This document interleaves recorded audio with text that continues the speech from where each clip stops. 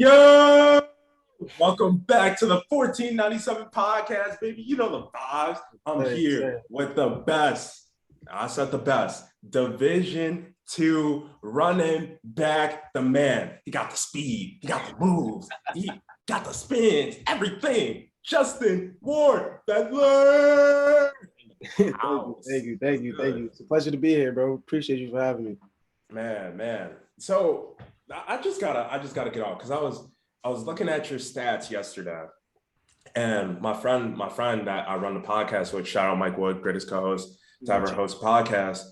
He loves the numbers, and I wish I would have sent it to him because your first year you did solid. It was 800, I think it was 849 yards. I could be mistaken, but after that, 1,000 yards after 1,000 yards after 1,000 yards. Just like talk to me about how much work you had to put in and what was the thought process of going to that level after your first season at Stonehill?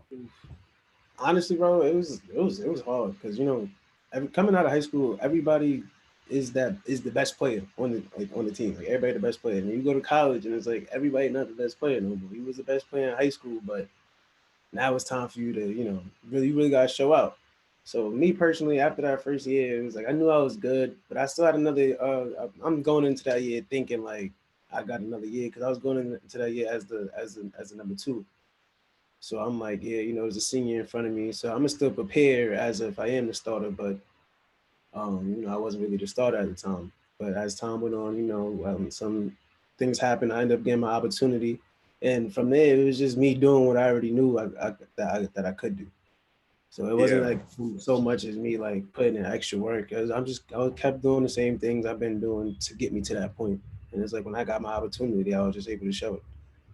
Yeah, it's like once you get that one opportunity, you're in your head, you like, I can't mess this up. I gotta take what's given to me right now. And that's what you did. You said, I've been doing what I've been doing ever since I started playing football, and I got the opportunity, shine bright. And man, when I was looking at your highlights, it's like, damn, like I was seeing some of the moves he was doing. I thought I was playing Madden for a second. I was like, hold on, that boy spin move, wait, yeah, like man. So I was looking at your Instagram too, because I gotta prepare for guys coming on here, athletes coming on here, and one bar stuck out to me.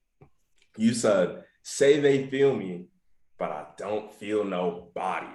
What has been the biggest distraction thrown your way on this journey so far? Ooh, COVID. COVID was a big one. Um, Outside football, love life, distractions. What else? Even my family brought me some distractions too. It's really distractions all over. It's just what are you gonna let affect you? And everybody knows with me, like if you're not really talking about football, at the end of the day, it's not really gonna affect me too much.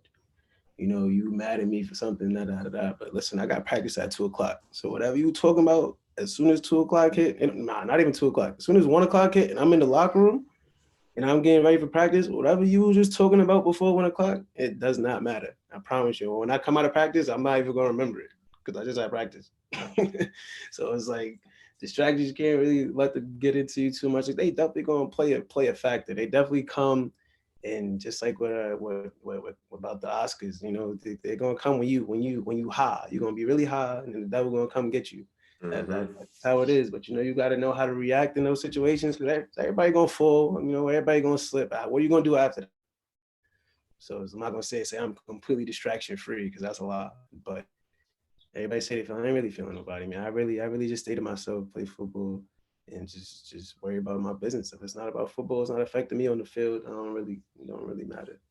Yeah, you want to stay in that lane where not everyone all up in your business, because once you like that, then you got people out there that are gonna try to get into your business and try to mess up the business while you're at that high, right? That or they staying around waiting for you to get to the high. Exactly.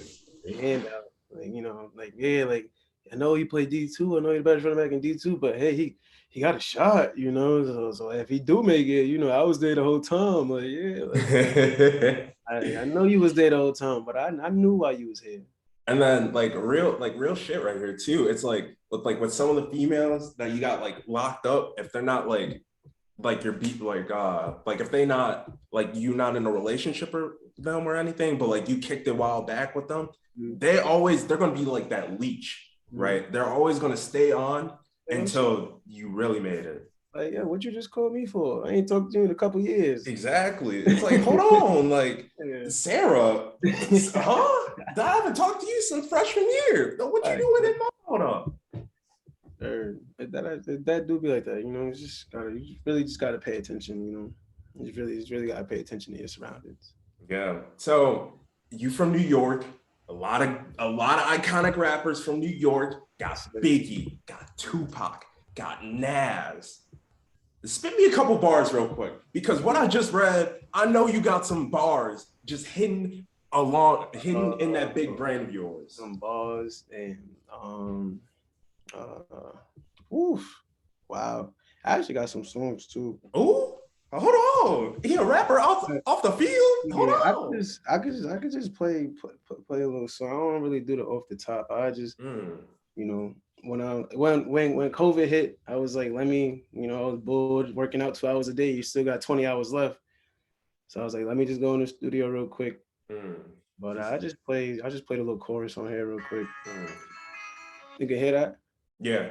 Ooh, hold on, cut off. Hold on. Oh, where we go? Where we at? There we go.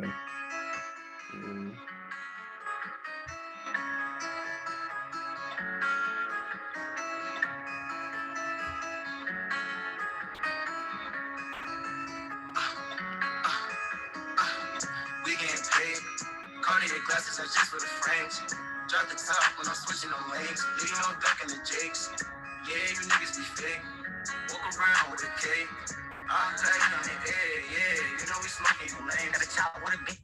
Yeah, that's a little chorus on that. Oh, that better be on Apple Music, because after this, if you got an album, I'm about to listen to everything. I ain't dropped yet, but my mans be on there. We be in the studio. Oh, you said we be in the studio. We be in the studio a little bit. They got a little some on Apple Music, but I don't really be dropping my music too much, because when I go in there, I just be trying to have fun. Yeah, I be more amazed at the things I could do in the studio, because it's like I was in the studio one day and we was all in there, and I'm like, you know what? Nah, it's my turn. Y'all bugging. What? I'm like, yeah, it's my turn. You was like, man, it's time for me to take over. Watch this. Yeah. Damn. Like, oh, that's what you was doing over there in the corner. It's like, oh, Justin over here. Yeah. Right, bars and shit over here. So people have the pen to their own story and let the writing do the talking. So what have you wrote down for your story so far? Resiliency. You can do whatever you want to do. Don't let nobody tell you otherwise. Whatever you want to do, go do it. I'm a 5'6", 165-pound running back. I'm not even supposed to be on the football field. I'm a Division II All-American 2 times. I was the MVP of my division, of my league. Again, I'm a 5'6", 165-pound running back. You look at it, running backs, I don't meet the credentials with height or weight. And if you see me on a piece of paper, you see my name, see my height, weight, you're not picking me to play running back. I might be a good water boy or something, but you know, everybody, I've always been small throughout my whole life. So it's like everybody, I'm still hearing it to this day. When I was just in the portal just now, size was the main thing. Regardless of the numbers I even put up at a collegiate level, at a good Division II school, regardless of the numbers I put up there, everybody was still talking about my size. So, you know, it's just keep going. Whatever you want to do, just do it. Like, regardless of what you say, I'm gonna still do it. You worried about my size, that's cool, because you know what, this other coach right here, he's not worried about my size. All he wants to know is what kind of person I am, because he sees I can play football. He knows I don't need to be 6 foot whatever to run the rock, but he just want to know what kind of person I am. What kind of person is he bringing into his building? You know, like can he bring this person around his family? Hey, oh yeah, this is my player. He's coming over for dinner. Can he do that? You know, what kind of family am I coming from? Because football is so much bigger than just football. What you could do on the field, the relationships, and the different people that you can meet throughout the game is so like crazy. I would be amazed. I get to travel all over the world. Like it's like you see different things, meet different people. It's just different, you know. So it's like on my stories, whatever you want to do, just do it. Like my book will probably be one page, and it's just gonna say, "Be resilient and do whatever you want to do." That's it. That's really all it is for me. Yeah, because a lot of people they get knocked down by other people. Like it's really their peers too, being like some of their peers would be like, yeah, you won't be able to do this. Like they're kind of locking it into perspective, which as a peer, you can see that because like you don't want like them to be sent off or anything. But at the same time, if they know they got the talent, if they know they can go to that level, then you gotta let them fly and let them get those experiences because you don't want to be 40, 45 years old, laying or kicking up on a chair outside on the balcony, be like, damn, I could have played football at a collegiate level. Damn, I could have possibly went to the NFL. Exactly. So it's like man, like just let them do their thing because at the end of the day, it's their journey. So you got to let them stride, let them do your thing. And then on opportunities too, football brings so many opportunities because there's just one person. All you need is that one person to give you a chance. And then once you succeed off of that chance, everyone that doubted you before is just right there at that game, wanting you to come to their team. That's a fact. So you just got to keep grinding, baby. Got to keep grinding. And when the focus gets blurry, because we was talking about distractions, when the focus gets blurry, how have you stayed focused on this journey? I repeat the same question to myself: is who are you gonna become? That's it. Like who you gonna become? Is where I come from Hollis, Queens. So it's like I've seen people from my area. You know, my grandmother grew up down the block from Run DMC. So like, who else is there? Stephen A. Smith, he's from Hollis. So it's like I've clearly seen people go to the same schools my family members went to from the same area I live in and make it and make something of themselves. And there's also those people who I've seen as a kid who's still in the same spot that they've been in since I was 2 years old. You know, so I've seen it go both ways. So who are you gonna become? I like that. I like that because it's always going to keep you on track to be like, okay, I set this out for myself. I need to keep on doing this because a lot of people just lose focus sometimes, like including myself. Like when you're doing big things and then you lose sight of the end goal because once you get these little achievements, you on that high. You like, man, I feel good, and you start to get complacent. You can't get complacent in life. The thing with me, I got always my father always said it to me. He's like he would be like, "Oh snap! Like, what's up, MVP? Like, I'm eating dinner with the MVP," and I'll just be like, "Oh, like okay." And he's like, "Damn, like you're not gonna smile or nothing, da da da da." And I'm like, "All right, but let's really think about it. Like, what does that really mean? MVP, cool. It's written down on a piece of paper. I got a trophy that says MVP. That's gonna collect dust under a light and it's inside of a box for like a little bit, you know, to show it off or whatever. But then again, it says 2019. And we in 2021, 2022, like that shit don't matter. Right? COVID hit right after that. Nobody remembers that. Nobody remember that MVP. That shit was 2 years ago. Like, who cares about any of that? That's how I feel. That All American stuff, like that was like I got All American last year too, but it's like who cares? It's still gonna say 2021. We in 2022 now. Who cares? That was last year. Like, oh, none of that other stuff matters no more. Like, cool, I got it. All right, cool. Now I can say I did it. All right, cool. But what am I doing now? Like, what am I doing right now? That's cool. I could go out next season and have 200 yards and three touchdowns. And what I'm gonna say? I was an All American 2 years ago. And then they're gonna be like, "What are you doing now? What He's you like, doing what are now?" you doing now? Like, what Mm-hmm. are you doing right now though? Like, I don't know. My mother be having to tell me that because I put the trophies up in my wall. If I get a plaque or something, I put them up, but I always put them backwards. Like I never have them showing because it's like it's just a memory of the past. Like what am I doing right now? Like right now, all I see is that plaque blank because it's backwards. There's nothing on there. So I'm thinking in my head like I need to get something up there. Like I need something. And that's a great motivation strategy too. I need Just something new. not being able to see it, because if you keep on seeing it, you're just going to remind yourself, okay, I was the best that year, so I just need to stay at that pace. But in reality, you need to keep pushing to the best of your capability, because the collegiate level is all cool, but every collegiate athlete, their goal is to play professional. Like your goal is to play in the NFL. And once you start getting that in the NFL and start doing all this stuff in the NFL and keep on doing what you're doing, then it's like when Potts is like, hey, yo, MVP, when it's all said and done in the NFL, then you got that little smile. Yeah, then I can sit down and have a smile. Like, yep, there you go. Something like that. So you talked about New York a little bit and growing up in Queens. Did growing up in New York have an impact on your grind, and how did that affect you mentally? It's always like, I don't know, it's something to be proud of. Definitely. I put my pride in New York for a fact.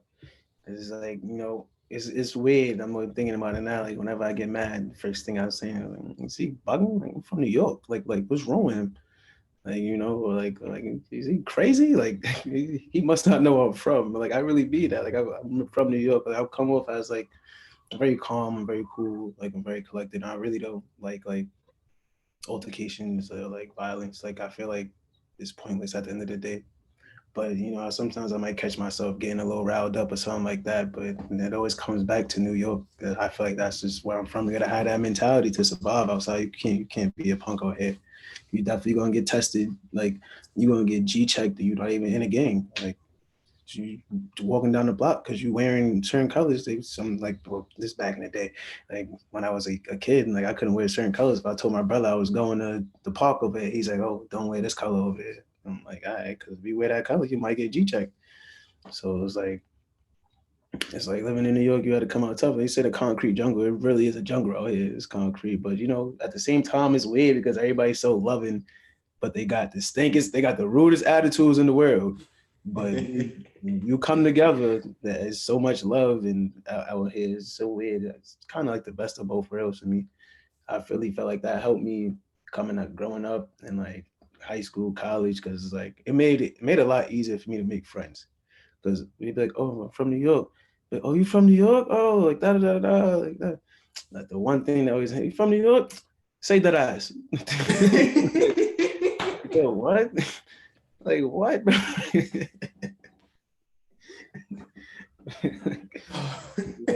I mean, it's made it kind of easy, and it's like me being from New York. I feel like I got like I don't know, like yeah, it just makes it easier for me to like talk to people and like get to know people. So it's definitely helped me a lot. But then again, on the other side, it definitely helped me grow this attitude to where I'm not rowdy, but at the same time, I'm like respectful. Yeah, I feel that. I feel like with Chicago, because like Chicago and New York go hand in hand with each other. And like one thing that was funny to me, because I grew up in the Chicago suburbs. I grew up in the suburb called Naperville. And anytime that someone outside of like, because I looked at Naperville like a bubble, Mhm. like outside of that bubble is like the real world. Yeah. And Naperville is like this whole fantasy land on that hoopla. And anyone outside of that bubble that asks like, yo, are you from Chicago? They'd be like, hell yeah, I'm from Chicago. And then once they go, what part of Chicago are you from? And then they go, oh yeah, I'm from Naperville. That's somewhere from Naperville.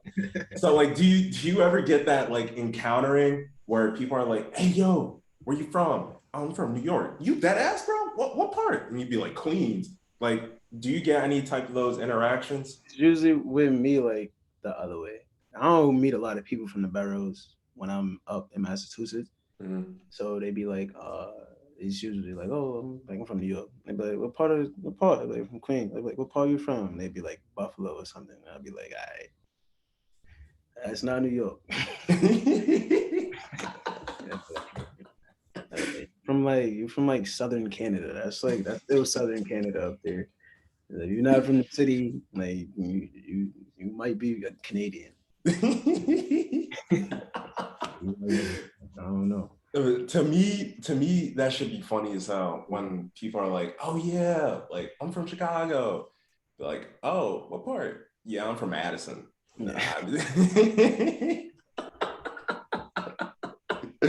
So, as Biggie said, one of the most iconic names in rap said it was all a dream. You breaking everyone's charts right now and drawing a lot of eyes on you.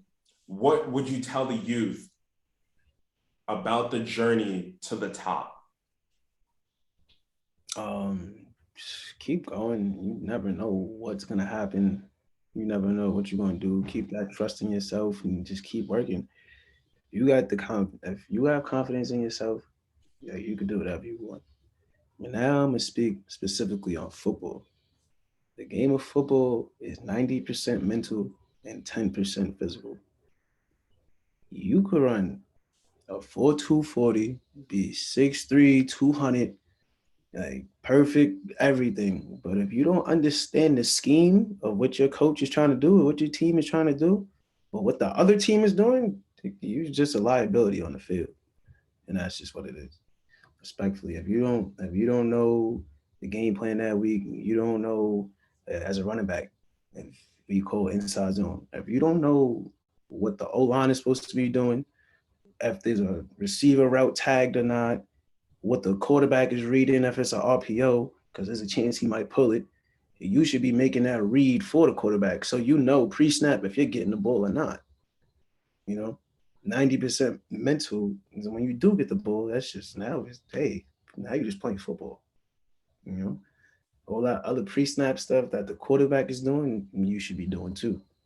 Because then that helps you at an advantage, and you could even like when I was playing that, I was fake calling like yo, like you trying to call audible right now? Because look, safety coming down, and sometimes quarterback could be like yeah, and sometimes he's like nah, and it's like being able to know what you're doing before you're doing it is going to help you 1,000%, 1,000%.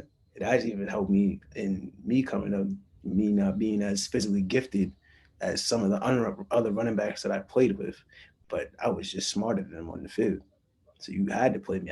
You getting a 6 yard run because you didn't see the safety come up pre-snap because they rotated pre-snap. Feel me? You ain't noticed that, so you ain't make that adjustment in your head that could have turned that 6 yard run into a 20 yard run. So it's like, just be smart. Listen to your coaches and understand what you're doing. Like actually sit down and understand the playbook and go through the playbook, what you got to offense, and learn the defense too. If you're a defense, learn the offense. That helps you so much when you're going against other teams. You're like, oh, we do this too. You start to realize how similar every team is because we just playing football and everybody just got on different colors and they just line up in a different spot, but they still all doing the same thing. You know what I'm saying? So if you understand that and understand what team is good at doing what and who does what the best, you setting yourself up for nothing but success. And don't think it's just football to be football. Because with me personally, I use football to get to college. If I never played football, I wasn't going to college. I know that for a fact. I've used football to get to college. Now I'm about to get my master's for free through football, and I'm studying homeland security. I could be a federal agent now if I don't want to play football, and this is only because of football. So don't think if you can't make it in the pros or you can't make it big, like then it's just over. There's no, you meet a lot of people throughout your journey. You still in school, you still study, you still gotta get that degree. You can put your degree to work too. And if you're good at football, you might be able to get it for free. Or a little scholarship, a little stress, college is expensive. You know what I'm saying? So if you could do something, do it, football, basketball, whatever, give you scholarships. They even give scholarships out with video games now. Like if you're really good at video game, whatever your passion is in, do it, put your mind to it, figure it out, learn it, and that's it.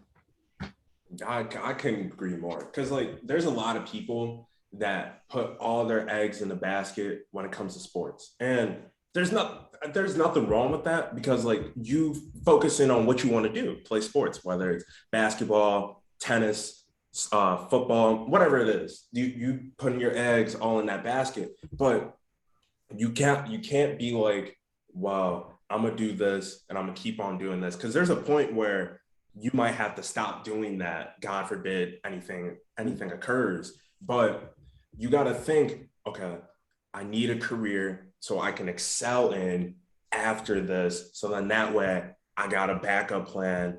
I'm good to go. And if you love football, you stay in football. If you love basketball, you stay in basketball. And I love what you said about how with if you 6'5", 240 pounds running a 4'4", 4'3", like all that stuff doesn't matter because at the end of the day, you got to have that mental game. If you don't have that mental game, then you just missing the biggest part on the field because you could be the most gifted player on the field, most gifted player on the field. And if I go, hey, we're running ace halfback stretch on 2-on-2, and you go on one, coach is taking you out that damn game so fast.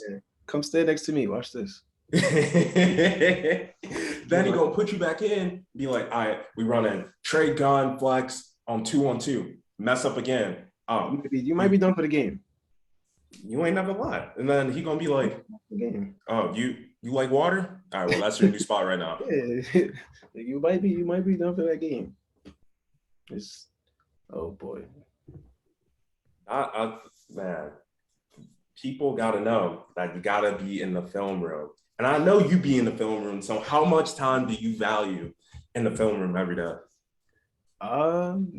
Honestly, when we're in season, I'm in the film a lot more than I am out of season. Out of season, I probably watch like hour or two a day.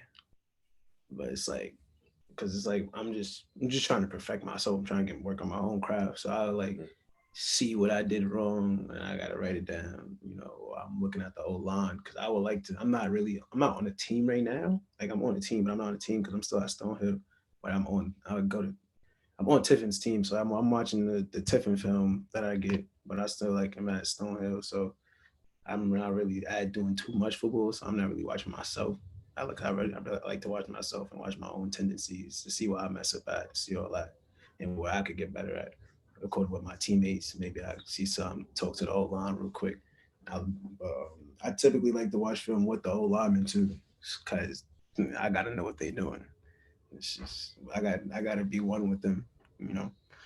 So during the season, I would say like, whew, in class, after class, before practice, after practice, whenever I get a chance, man, during the season, honestly, because it's not so much time you get to prepare for that team that week.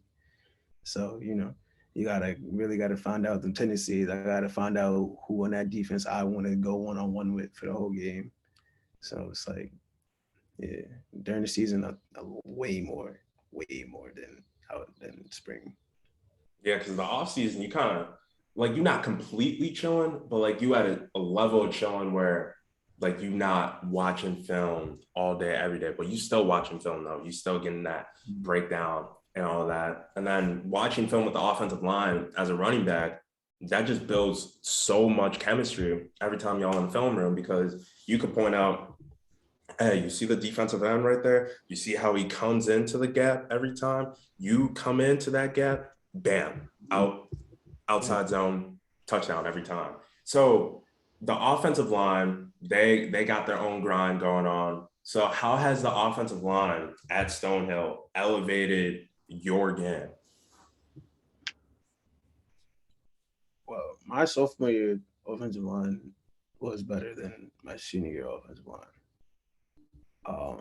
Those they're strictly on the fact that we just have more experience, and you know, we had like 4 seniors on that line. I mean, so you know that I think they all played like all 4 years too, so they were a great group. They were already clicking all cylinders. They had made up their own calls and whatever. Like the coach a coach gives you a certain set of calls or whatever. They made up their own calls on off of those calls. Like they had their own little mesh going on. So it was easy for me to like, you know, step into that role and just figure out just to like jump on the end of it and just see what's going on. But like that year, that was the year I had 1,600. That was my MVP season. That O line was pretty great. This O line I had, they weren't as talented, but they were motivated and they didn't quit.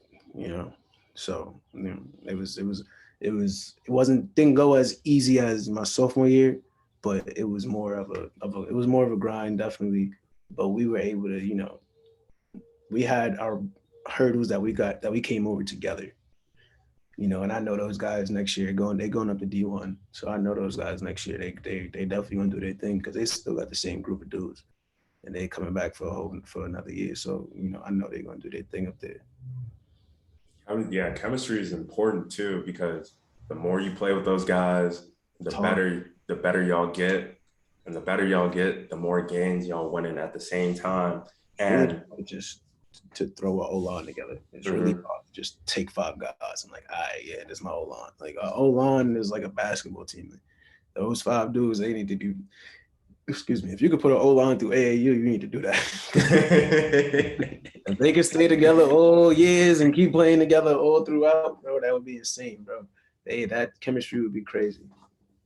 Yeah, because you always see like a great offensive line like break up. Like the only time that you saw like a really good offensive line stay together in the pros was the Cowboys. That Cowboys line with DeMarco Murray, that 3-4 year stretch, and then Zeke came into it at the end. That line was insane. They stayed together for like 5-6 years. They did their thing over that line. They had a great line over there. Yeah, it's hard to construct that. So if someone could construct that and keep it together, damn near they need a coaching job. So it's a crime for all the laws you've been breaking on the field. I mean, breaking ankles, taking off to the end zone. List me the top 5 colleges. I don't want you to get in trouble or anything, but I'm just curious. List me the top 5 colleges that you want to go to. Oh, well, I'm my answer would change. It was different before I got to high school. You would have asked me this question before I got to high school, I would have hit you at Oregon, Florida, like Virginia Tech. Like what else was my top? Cincinnati was the top for me. Ooh. And it was the last one. I think it was Oregon State. Yeah, it was Oregon State. Those were my top 5 before high school. Then you get to high school, and you realize like it's not that easy to get to these schools to play football. These schools are big name schools. It's not that easy to get there. So when I was coming out the portal, when I first entered the portal, I had a list. I told my coach I wanted to go. Albany was on there, where I was, like down south schools, so like James Madison, South Dakota, or not North Dakota State. My fault. Those high schools like that on there. But when I entered the portal, started getting that love. I was my second time around, like going through the portal or whatever. So it was easy for me to pick out like what coaches was on BS and who actually wanted me to be on their team. So it was like at that point, it's like forget where I wanted to go, because I already know how this go. Whoever wants me is where I'm going. I know if I go there, I'm playing. I know I'm good. But if I go where I want to go, there's definitely a chance I'm gonna sit on the bench. And what you want to do, coming from a D2 school, 2-time All-American, what I want to do? I want to go D1. Clearly, I get in the portal. D1 coaches is, saying, yeah, we want you. I want to bring you down. All right, but what's your plan for me? Because I feel like I could play in the NFL. So what's your plan? Well, we're gonna use you in a package. We got some packages for you. We don't think you're every down back because of your size. Most of the D1 schools is talking about my size. And I already showed me. Then Tiffin, where I committed to, this man, when I first entered the portal, he hit me up. He's texting me every day. How you doing? For like a month or 2. The head coach called me from Tiffin, I ain't even think we had a chance with you because you a D1 player. I ain't want to waste my time. But after I started talking to him, he gave me the offer. Now I'm talking to him every day. And these D1 schools hitting me up. Hey, how you doing? All right, cool. Don't text me back for like a week and a half. Hit me back up. Hey, what's up? What's going on? Want to get you down on a visit. Why do you bring me down on a visit? Yeah, your package is coming in. The office here. And it's like I get in office. I wasn't even posting them. I wasn't even posting the office because it's like it just felt like BS. I don't think I could commit there.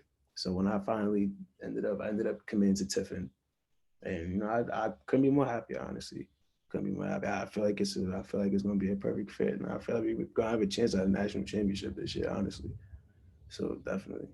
I like that. I like that because a lot of athletes when they get those offers, they be geeked and shit. I couldn't blame them because you just got an offer from all these D1 Division 1 schools and all that. It's But definitely, one definitely something to be happy about. It's definitely mhm. something to be happy about. But then you got to know, it's just overcommittable.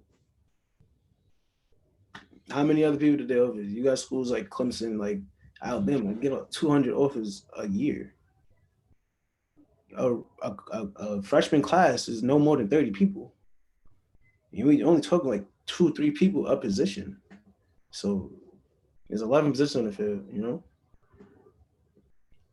I was like, like, you know, yeah. You got other people competing for that spot too. So it's like, man, I got an offer from Auburn. Shit, I'm feeling good. Once you get there, you're like, wait, hold on. The recruiter didn't tell me about two other guys that's trying to play tight end. What's this? Because like to me personally, I feel like recruiters are like used car salesmen. They tell you what you want to hear, and then those other recruiters that come in, they're gonna tell you what you need to know, like how they did for the school that you at now. They're going to be blowing up your line, saying this, that, and the third. And then that's when you know, okay, he not BSing because he texting me every day, asking me how I'm doing. It's This, easy for this. you to know. You're gonna know. I'm telling you, you're gonna know. Like, do they want me, or do I just want to go here? If you hitting him up talking about, hey coach, what's up, what's going on? They don't really want you. If they wanted you, you wouldn't have to ask them what's going on. You already know what's going on. You know. Feel that. I feel that. So everyone grinds for their family and for themselves. So what's one message someone said to you that will always make you work hard? My brother sent it to me. I hold on, I got it's on my Twitter. It might take like a little bit of scrolling Are you straight? on this real quick, but it's definitely man. My brother, my mother and my brother, they text me.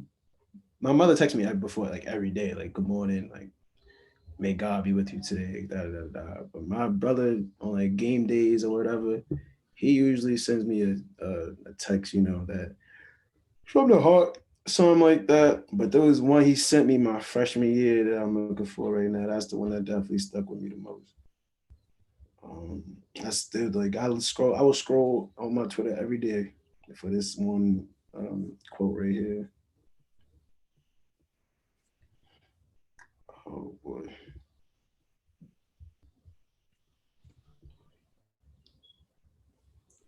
Now, those motivational lines, like whether it's from when you was 12, 10, or now, they always going to stick out to you because like it's just going to make you work harder. And then especially if it comes from someone close to you, like your family or like a close homie, Yeah, you'd be like, damn, I'm gonna he do had this text one. me. Yeah, hear me. He said redirection, pain, setbacks, shortcomings, highs and lows are all a part of the process. Embrace it, respect it, and trust it. Be willing to surrender who you are for who you can become. Mm, mm, mm, mm. And I just touching on that. People just be so content with what's going on, but you still got dreams and aspirations. Oh, I want this car, but I got this one. It's cool. Nah, you want that car? Go get that car. Be willing to surrender who you are for what you can become. You don't know what you can become. What you can become is just shit. Who knows? You know what I'm saying? Who knows? Yeah, because like that idea of like, man, I want a Range Rover sports truck. And then someone's like, you're not about to get a Range Rover sports truck. Then like that idea is like, it just goes down, goes down, goes down, goes down. But then you got to keep on telling yourself, man, I'm gonna get that Range Rover sports truck. And I'm gonna ride past that person's crib too. Thanks, right? You might spin the block 3 times. So breaking the huddle, You get the look you've been looking for. You like, man, middle linebacker cook. Watch this. Spin move. Gone. It's a touchdown every time. So how have you developed that confidence for yourself? If you don't feel like you're the best player on the field, let alone your position, you shouldn't be playing football. I'm gonna just give it to you like that. You shouldn't be doing whatever you doing in your life. If you don't feel like you're the best at it, you shouldn't be doing it at all. And I'm gonna just leave it at that. Mm, I'm gonna say that. I'm gonna let it marinate for all the people out there listening, watching, however you got access to this little interview. Because man, if you ain't the best, you don't think you're the best. You don't even have to be the best. Feel like that you're the best on the field. I walk the field every day like I'm the best on the field. I don't care who I'm on the field with. I really don't care. I'll go to the we can go to Hawaii when they're doing the Pro Bowl. And if I step foot on that field, I could be a scout, whatever. They're taking pictures with the fan thing on. If I'm on the field, I'm the best player on the field. I promise you. I don't care who's standing on the field. You can ask that question a million times. You can put Brady right next to me. And you could put Deion Sanders, whoever. You ask me who's the best player standing right here, and I'm gonna say me. And there's nothing you can do to prove me otherwise.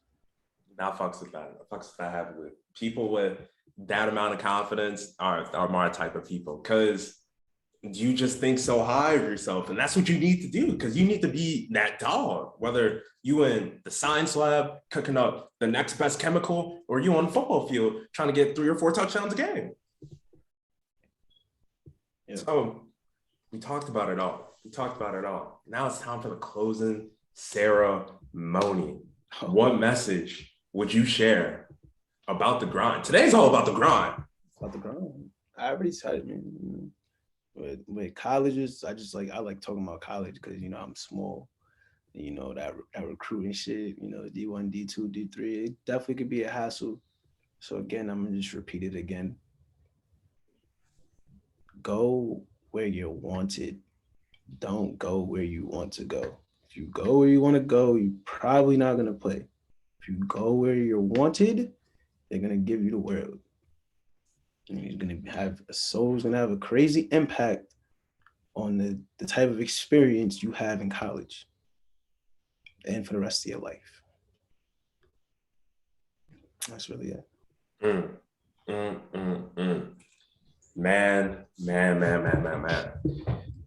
That was deep because at the end of the day, people, they want to, I forgot what Drake said. Drake said, hold on, I gotta look for it because Drake be snapping. And every time he be snapping, I be taking screenshots of it. He said,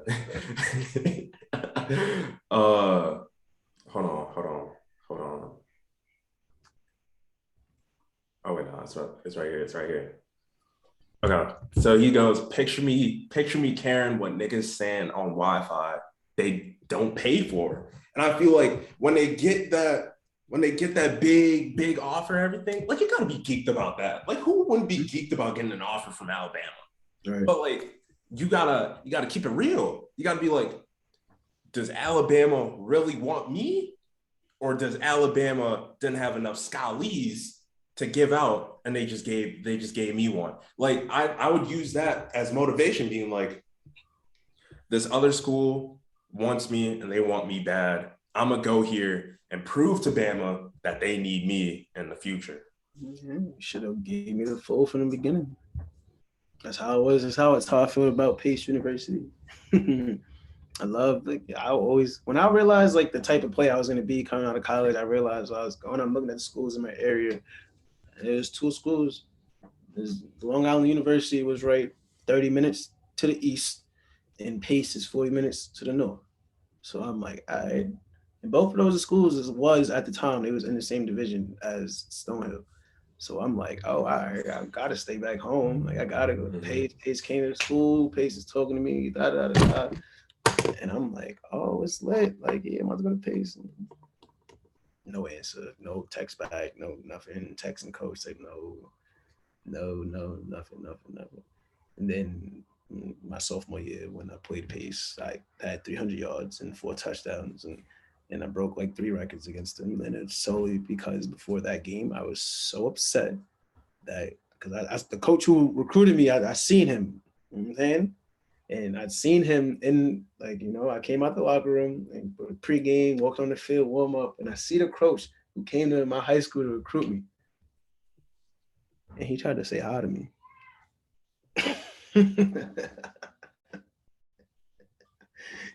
He tried to say hi to me. He tried to say hi to me. He got me so mad. So mad. Man, I would have been angry too. I went back in the locker room and he's like, why are you so mad? I'm like, he just tried to say hi to me. They're like, what are you talking about? It was like, they're probably like, he was just trying to be friendly. Like, that's really some New York shit. You be like, like, yeah, bro, like, why is he saying hi to me? What's wrong with him? Oh, hecky nah. The last question I got for you. What has been your favorite touchdown in your collegiate career? Oh, Bloomsburg this year. That's where the nickname came from. So everybody started calling me Feldini. I think it's on my page. It is on my page. I got the ball. Jump cut right. I think my guard got beat. Got the ball. Guard got beat. I'm on the right side. Took the ball to the left. Guard got beat. As soon as I got the ball, jump cut back right. He grabbed my jersey as my guard was pushing him to the floor. So he swung me around a little bit. So I ended up going back left after he swung me around. But then my tackle, when his blocker came off the block, so I had to cut back through the middle.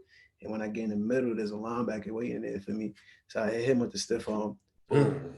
After I hit him with the stiff arm, the safety come down at the top. But the safety was expecting the linebacker to make a play. He didn't make a play. So the safety came in too high. He fell. Boom. And the other safety that was there, his hips was facing the wrong way. So it was just a straight shot to the corner of the end zone. And that sounded like some shit I just made up. I know it do. But that was my favorite touchdown. It's on my Instagram too. So I want to see that. It's on there. I'm gonna have to go watch that a couple times and remake it. Like,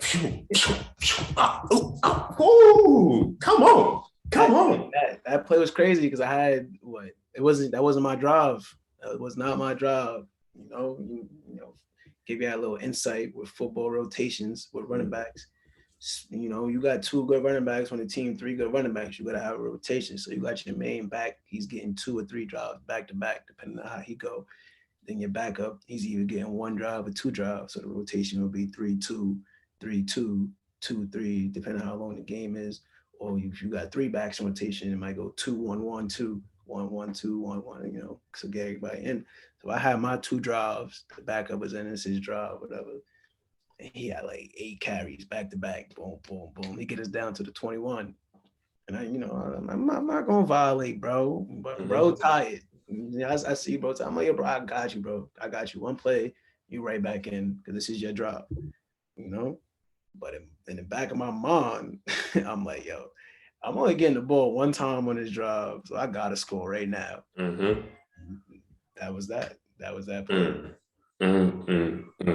Justin Ward-Felder, not just a player, he a coach too.